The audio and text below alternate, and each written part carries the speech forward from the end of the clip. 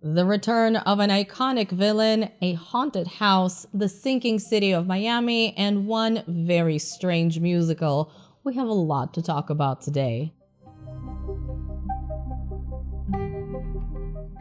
Hey everyone, I'm Mariana. This is Impression Blend, and today I am finally back. As you can probably tell, I'm still a little bit sick, which is what's been going on. Very exciting. But I'm mostly back to normal. I actually sound worse than I feel. Because I ended up disappearing from your screens for a few weeks, I decided to combine what was going to be a few different videos into this one video today. We have 4 recently released movies to talk about today, so grab a snack, a hot beverage, a pumpkin spice anything, because 'tis the season, and let's get right into it. First up, the film that just came out last weekend and is currently only available to see in theaters, Nia DaCosta's Candyman. This was a very highly anticipated release for all of the horror fans out there, myself included. This is a direct sequel to the 1992 horror classic, and it once again brings us back to the Chicago neighborhood of Cabrini Green with its haunting history and urban legends. This time, the story revolves around an artist, Anthony, played by Yahya Abdul-Mateen II, who becomes fascinated by the legend of Candyman and decides to use it as inspiration for his art, which leads him down a dark path and opens the door for a chilling chain of events. Does the new Candyman succeed at bringing the franchise back to life? Yes. Absolutely. I'm sure you've already heard all kinds of praise for Nia DaCosta's directing, and I am here to join in on that. Directing is easily the strongest aspect of the film, along with the performances. If you've seen the new Candyman, you know how effective certain scenes are, how strongly the visuals support the narrative, and when the tension is on, it's on. I also loved the use of art to tell the story, not just the perspective of an artist as a lead character, but the way he projects pain and trauma into his work, and also the strategically used shadow puppetry. All of this is beautifully done. As far as the performances go, Yahya Abdul-Mateen II is excellent as the lead. His character is slowly unraveling as the film goes on, and as he sinks deeper into the mythology surrounding Candyman, his gradual descent into darkness and almost madness is shown really effectively, and the actor absolutely delivers on every nuance of this process. Every scene he's in, once he starts getting wrapped up in the urban legend, you're going to be wondering how much closer to the edge is he? How much of what he's seeing is actually real? It's a brilliant performance. Also, Teyonah Parris as Brianna, Anthony's girlfriend, is really good in this. And of course, Colman Domingo is wonderful as always, getting progressively more and more unsettling throughout the film. There are some important things Candyman gets right. As intended by Jordan Peele, one of the writers here, the film is an allegory for racism in America, exploring the topic on many levels. While I do think there's more that could have been said, the important thing is that it starts a conversation, and there are some interesting and meaningful discussions that can be had after seeing this film. The other thing it does is it expands on Candyman's mythology and the idea of the cycle of violence, as well as processing collective trauma through art and storytelling, is a very powerful angle for the story. Finally, it does open a window for future sequels while also connecting some of the characters of this film to the original, and yet it absolutely works as a standalone film. Now, I did have some issues with the writing because the film occasionally feels unbalanced. There are a couple of characters that absolutely needed more development and more screen time, particularly Colman Domingo's character, who suddenly emerges as an important figure for the third act of the film. It almost made me feel as if a couple of key scenes ended up being left on the cutting room floor It seemed like we skipped something. This is also reflected in the pacing. The first two acts are slowly building up this feeling of dread, but then we switch to an action-packed third act that feels pretty jarring. I actually liked the third act a lot on its own, but it seemed like the movie suddenly switched gears way too quickly. The other thing is, and this absolutely is a personal preference, I think the villain here is nowhere near as terrifying as in the original, and that makes the entire horror film a lot less scary than the first one. I only recently saw the 1992 Candyman, and I did not expect it to chill me to the bone as much as it did. The villain was nightmare-inducing, and the overwhelming feeling of helplessness throughout the whole thing is terrifying. This new Candyman is a lot more focused on its themes and contextualizing the character, the messages it's trying to get across, which is great. I love when horror films have something to say. I just wish it retained a little bit more of that unforgettable horror and dread from the original film. Nia DaCosta's Candyman is very good though, and I will not be surprised if we see a follow-up to this one relatively soon. As for my rating, I was debating between a 7 and an 8 out of 10, but ultimately this is a lot closer to an 8 than to a 7, so an 8 out of 10 is the rating I'm going with. I'm sure many of you have seen this film already, but if you haven't and you are a horror fan, definitely check this one out. Next up is The Night House, another new horror film, this one from the director David Bruckner, and it is also only currently available to watch in theaters. While the premise here does sound pretty generic, this film is actually a lot more layered and interesting than your average supernatural haunted house horror. The Night House is about a woman, Beth, struggling with the unexpected death of her husband. Left alone in their lakeside house, she's trying to come to terms with her new reality and begins experiencing disturbing dreams and visions. Things really start getting complicated when Beth becomes convinced she's dealing with the ghost of her dead husband and realizes he had a dark side she was not aware of. Now, I love horror films that work on multiple levels, and The Night House is definitely one of those. On its surface, it's a chilling, mysterious ghost story, and you can absolutely enjoy it just as that. It's beautifully done, atmospheric, and very creepy. But the film is also a dark exploration of relationships, mortality, loneliness, and grief. It's a story of a woman who goes down a rabbit hole of her husband's past, looking for some sort of explanation for what happened, whether or not she's ready for what she might discover. So, is it a ghost story or a metaphoric psychological thriller? It's both, and you're the one who gets to choose the way you want to see it. Of course, there's no way the film would be what it is without the stunning lead performance by Rebecca Hall. Her Beth is an unraveling heroine who is faced with a personal tragedy as well as the demons of her past. This is also someone who is very clearly an unreliable narrator due to her heavy drinking and emotional state, but what Rebecca Hall does so well is make her incredibly likable despite all of this. No matter what happens, Beth is someone you root for, someone you care about and empathize with.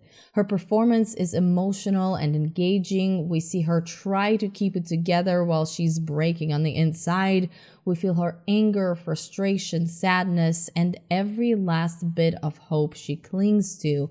Even though she often makes choices that aren't the best, we understand why she makes them, which unfortunately is something that's often missing from characters in mainstream horror. And speaking of the horror itself, I also have to praise how effective this film is.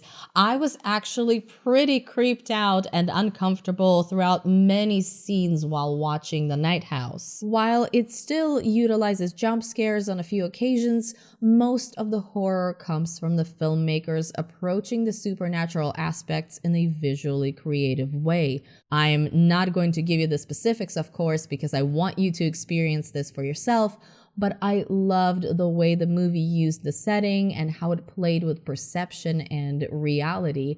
So much of it is deliciously unsettling. There are some aspects of the film that could have used more polishing, particularly the way things come together at the end, but The Night House is a very good film and one I highly recommend. This is actually the favorite out of the 4 that I'm talking about today. As far as my rating goes, this is a solid 8 out of 10 for me. I am so glad I got to see it on the big screen, and I would absolutely watch it again.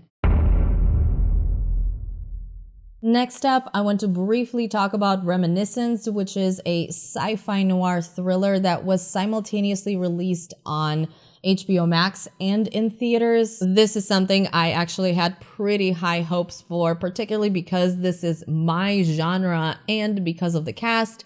Unfortunately, it did not live up to my expectations. Reminiscence is the type of film that sounds more interesting than it actually is. The story is set in the near future, where due to climate change, the city of Miami is mostly flooded. It's also too hot during the day, so the residents have switched to a nocturnal lifestyle. As people stopped looking forward to a brighter future, nostalgia has become a source of happiness, and our main character, Nick, runs a service that allows his customer to relive their memories. Sounds like an interesting setting, doesn't it? One day, Nick meets a woman, May. They fall in love, and after a while, she disappears. This is where the noir element comes in. Nick begins investigating what happened and tries to figure out where May is with the help of various people's memories, which leads him to uncovering lies, crime, and conspiracy. Once again, this sounds like a fascinating premise. The elements are there. This could have been a really interesting film, but instead it's just fine. The biggest issue here is that considering all of this setting and setup, the movie doesn't really do much with it. Instead of exploring anything deeper, using the sci-fi elements creatively, examining characters or psychological aspects, Reminiscence just hangs around the noir thriller plot we've seen so many times before. The memory technology is just a tool for the characters to find out what they need. The crime and lies are exactly what you think they are, and the plot twists, if you can call them that, unfold just the way you expect them to. All of this makes Reminiscence, ironically, a very forgettable film. This is also unfortunate because aside from the wasted premise, the talent behind this is pretty exciting, including a very strong cast. But it doesn't even seem like any of them stand out in their roles because the writing just feels uninspired and does not give the actors much to work with. I don't want to keep tearing this movie apart. I don't think it's flat out awful, and in no way is it completely unwatchable. I've seen a lot worse. It just feels very average and, as I said, forgettable. So for my rating, I'm going with a middle of the road 5 out of 10. I will give you a recommendation though. If you want to see a sci-fi noir thriller that is actually really interesting and also has to do with memories, crime, and a nocturnal city, I think you should absolutely check out the underrated gem that is Dark City. It's a 1998 film directed by Alex Proyas, the man who also directed one of my all-time favorite films, The Crow. Make sure you're watching the director's cut though. It's one of those films where the studio felt the need to edit things, particularly the opening and the ending, insert cheesy voiceover for the theatrical cut. But yes, Dark City is wonderful and I highly recommend you watch that for your neo-noir sci-fi fix. Finally, I want to talk about Annette, which recently became available to stream on Amazon Prime. It did come out in limited release in theaters a few weeks ago, which means barely anyone had the chance to see it, but now that it's available to stream, more people have been discovering it. And this movie is something. If unique is what you're looking for, Annette just might be the film for you. Leos Carax, the director of Holy Motors and The Lovers on the Bridge, is the perfect eccentric storytelling match for the Sparks, who wrote the music, the story, and co-wrote the screenplay with Carax. It's hard to imagine this musical being made by anyone else. Is it a love story or a tragedy, magical realism, social commentary? It's all of the above, and while it may not come together as cohesively as one would hope, it's a bizarre film none of its viewers are likely to forget. Here's the basic premise. A successful, controversial comedian, Henry McHenry, played by Adam Driver, and an acclaimed opera singer, Anne, played by Marion Cotillard, fall in love, get married, and see their life change after the birth of their daughter, Annette, who is, let's say, an unusual child. I'll just leave it at that. What follows is a whirlwind of events that are sure to leave the audience thinking, this is not where I expected the story to go. Look, this musical is long, there's a lot of singing, there are some interesting music choices. I mean, it's the Sparks. This was never going to be mainstream. And there's a lot that happens. In a way, it's too much. The story takes so many turns that at some point you might start questioning why any of this is happening. It's not like it's confusing. There is one element that's very metaphoric that might leave you scratching your head, but overall the plot is pretty straightforward. The question becomes, why this story? Why this dark character study? Because that essentially is what it ends up being, is told like this. The subversion of expectations when it comes to the movie musical genre and the unexpected direction the story takes isn't a bad thing on its own. But there is a sense of a disconnect when you're watching it, not only emotionally from the story, but also there's just an overall feeling of it coming off as disjointed. This is the prime example of a film being not for everyone in an extreme way. Most people are either going to absolutely love it or hate it. What I find weird about my experience with Annette is that I did not love it when I first watched it, but the more I think about it, the more interesting I find it. And it's absolutely a film that I keep thinking about, that I keep wanting to understand and examine. It's something I initially didn't think I would come back to, but now, a couple of weeks after I watched it, I keep thinking about watching it again. There is something about this film that just keeps pulling me back to it, even though right after watching it, I did not think that would be the case. This is not something that happens to me very often. The issue I have with this is that there are many themes here that seem underdeveloped and abandoned.